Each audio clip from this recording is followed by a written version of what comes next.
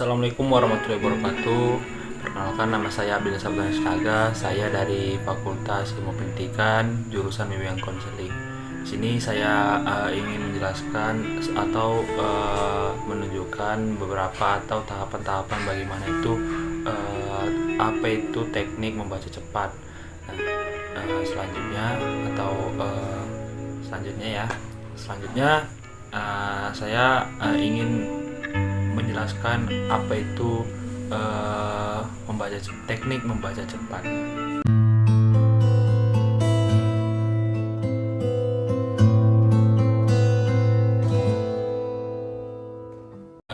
Sebelum apa itu teknik membaca cepat, sebelumnya saya akan menjelaskan apa itu membaca. Nah, di sini menurut Yunus tahun 2012, pengertian membaca menurut ahli ini pastikan berbeda-beda nih. Salah satunya itu menurut Yunus yang mengartikan bahwa membaca adalah aktivitas membaca agar dapat memperoleh informasi yang disampaikan di dalam bahan bacaan. Produk membaca merupakan hasil dari proses membaca, yakni pemahaman atas isi bacaan. Seperti itu yang dijelaskan oleh Yunus. Ada lagi yang menurut Mr. Tampu Bolon tahun 1987, pengertian membaca menurut ahli ini ialah dapat diartikan sebagai pemikiran, sehingga dalam pemahaman dialek sebuah tulisan dengan metode membaca sebagai sebuah proses penalaran. Nah, begitu yang di dalam bukunya halaman 6. Kamu pasti tahu kan, orang kan juga pasti tahu juga, jika membaca itu juga sebagai bentuk proses berpikir atau proses penalaran. Jika membaca tanpa melibatkan proses berpikir atau penalaran, dijamin deh pasti ya kan, tidak akan bisa dapat memahami isi buku tersebut. Kan juga nggak bisa membahasnya kalau kita tidak bisa membaca. Kurang lebih seperti itu pengertian dari membaca ya. Masuk kita ke tujuan membaca. Nah, tujuan membaca ini adalah untuk mengerti atau memahami isi atau pesan yang terkandung dalam satu bacaan seefisien mungkin, serta untuk mencari informasi yang diantaranya itu tujuannya itu kita mendapatkan pertama kognitif dan intelektual, yakni yang digunakan seseorang untuk menambah keilmiahannya sendiri. Nah, yang kedua referensial dan faktual, yaitu digunakan seseorang untuk mengetahui fakta-fakta yang menyatakan atau nyata di dunia ini. Yang ketiga afektif dan emosional, yaitu yang digunakan seseorang untuk mencari kenikmatan dalam membaca. Seperti itu. Jenis-jenis membaca. Yang ketiga itu ada jenis-jenis membaca. Jenis membaca ini ada dua. Yang pertama itu membaca nyaring. Yang kedua itu membaca dalam hati. Nah, membaca ini kan terdiri atas membaca ekstensif, yaitu dibagi menjadi membaca survei, membaca sekilas, dan membaca dangkal. Dan yang kedua itu membaca intensif, terdiri dari membaca isi dan membaca telaah bahasa. Membaca telaah ini terdiri dari membaca teliti, membaca pemahaman, membaca kritis, dan membaca ide-ide gitu.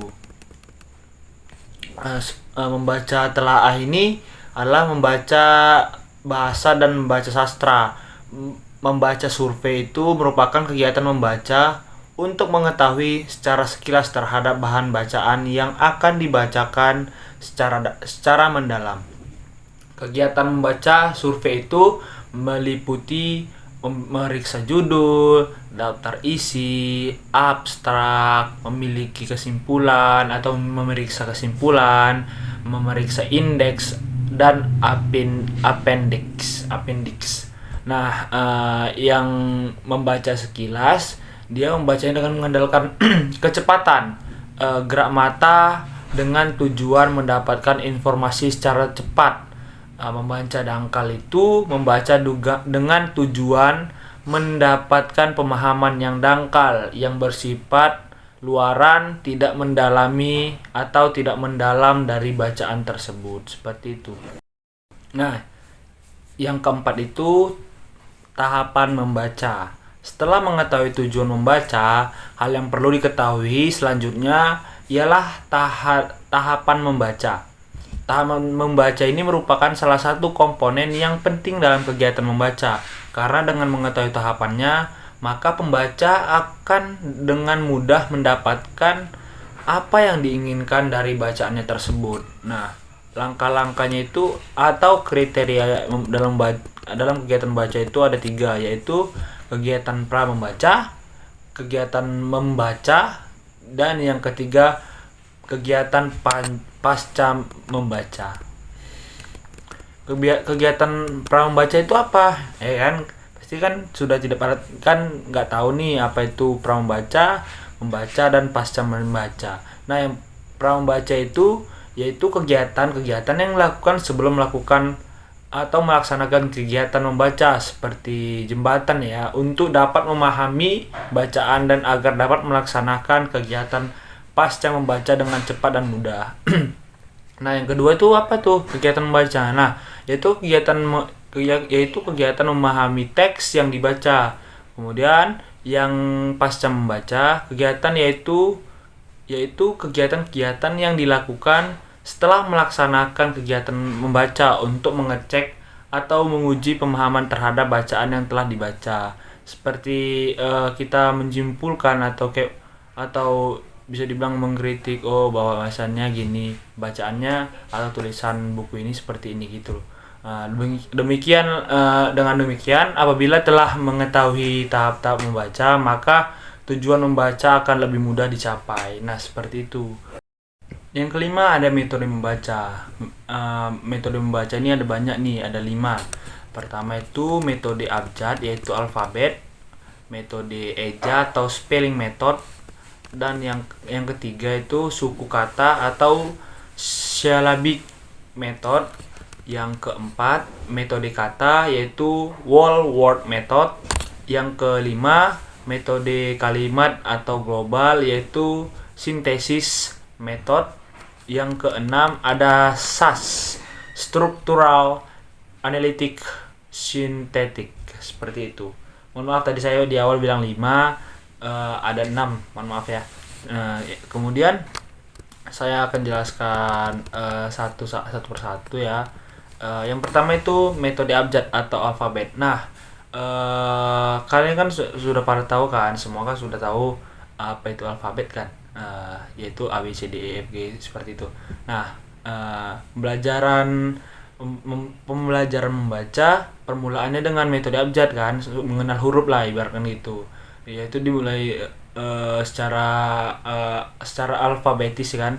Kemudian kita harus mengenal huruf-huruf yang dihafalkan. Huruf-huruf tersebut harus dihafalkan dan dilafalkan sesuai dengan bunyinya menurut abjadnya. Seperti itu kalau yang alfabet. Nah, yang metode eja yaitu spelling method, yaitu belajar membaca yang dimulai dengan mengeja huruf demi huruf.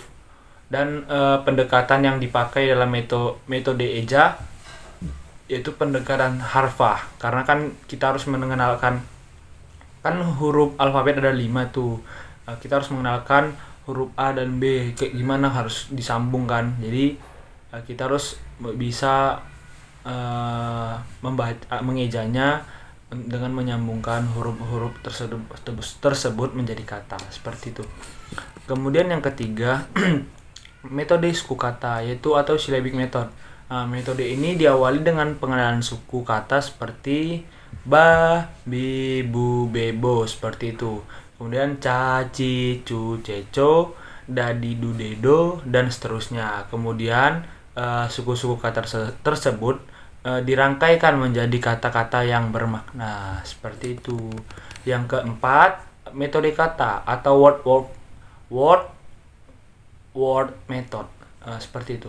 Metode ini diawali dengan pengenalan kata yang bermakna, fungsional, dan kontekstual. Yang kelima, metode kalimat global atau sintesis metode. Metode global adalah cara belajarnya itu yaitu cara belajar kalimat secara utuh. Metode global ini didasarkan pada pendekatan kalimat. Yang keenam, metode SAS yaitu struktural analitik sintetik. Dalam proses operasionalnya, metode SAS mempunyai langkah-langkah berlandaskan operasional dengan berurutan seperti A. Struktural menampilkan keseluruhan, guru menampilkan sebuah kalimat pada anak. B. Analitik melakukan proses penguraian. Anak diajak untuk mengenal konsep kata dan mulai menganalisis kalimat menjadi kata. Kata menjadi suku kata dan suku kata menjadi huruf seperti huruf A, B, C seperti itu. Yang ketiga, C. Sintetik. Nah, sintetik ini melakukannya yaitu dengan penggabungan kembali kepada bentuk struktural semula setelah kalimat diuraikan dari huruf dirangkai menjadi suku kata menjadi kata dan kata menjadi kalimat semula. Seperti itu metode SAS. Metode tadi saling berkaitan lah ya, tentang namanya kan juga metode membaca. Nah, seperti itu.